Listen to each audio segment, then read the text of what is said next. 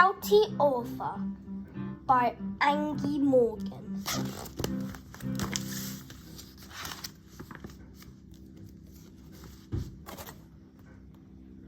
Edith was reading her new book.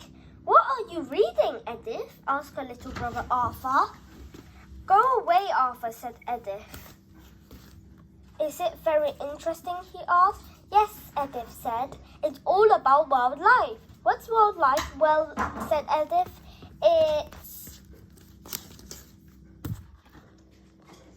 rabbits, birds, foxes and ladybirds, owls, beetles and bees and dragonflies and frogs and fish and deers." "Wow, can we see some?" "Only if you're very quiet," said Edith. "Wildlife doesn't like loud noises." "Don't worry, I'll be as quiet as a mouse." So Edith took her book and packed some lunch. Arthur took his sword and they both set off to find some wildlife. Foo! Rah! Bleh! Kapoo! They didn't see much. "We haven't seen any wildlife yet, Edith," shouted Arthur. "That's because you're too shouty," said Edith. "You promised to be quiet." "Being quiet is very hard. I'll read from my book. It tells you where all the animals live. Rabbits live in burrows under the ground. Rabbits' holes are in banks and hedgehogs," she agreed. "Come out, you old rabbit," shouted Arthur, but there was no rabbits to be seen. "Frogs live in ponds and damp places," continued Edith. "Come out, you old frogs," shouted Arthur, but there was no frogs to be seen. "Squirrels live in nests high up in the branches of trees," read Edith. "Come out, you old squirrel," shouted Arthur, but there was no squirrels either.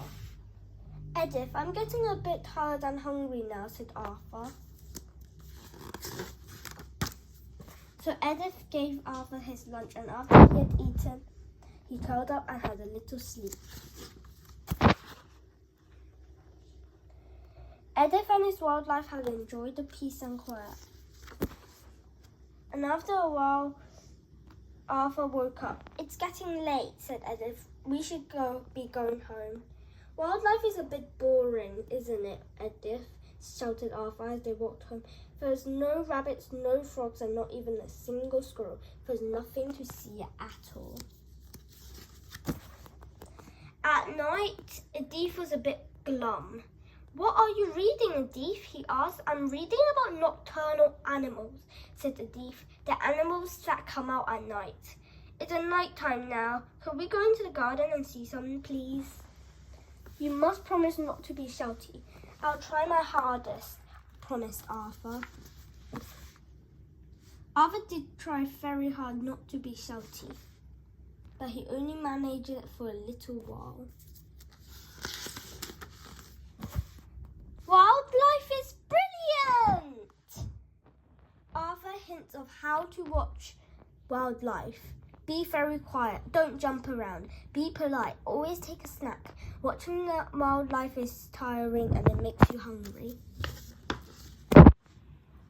Shouty Arthur will return in spring in 2015 for a noisy seaside adventure. The end.